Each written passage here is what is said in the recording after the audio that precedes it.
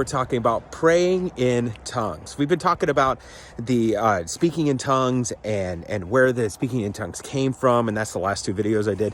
Today, what we're talking about is actually praying in tongues. Is that after you receive the baptism of the Holy Spirit and you get this prayer language, this spirit language, it's a language that you don't actually know what's going on. You don't know what you're saying. And when you say pray in a prayer language, it doesn't necessarily even need an interpretation.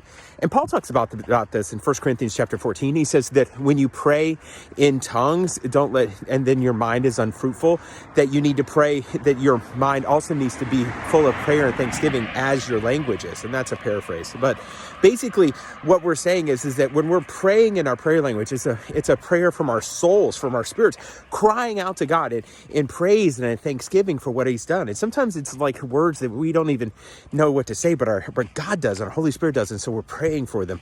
But at the same time, because it activates a different part of our brain is empty. It's not processing things as like we do when we're talking. And so what we can do is we can actually focus our minds as well on praise and on thanksgiving and what we're trying to say to God at that time. And as we continue to practice and continue this practice, Paul even exhorted us to do this every single day, to pray in tongues frequently.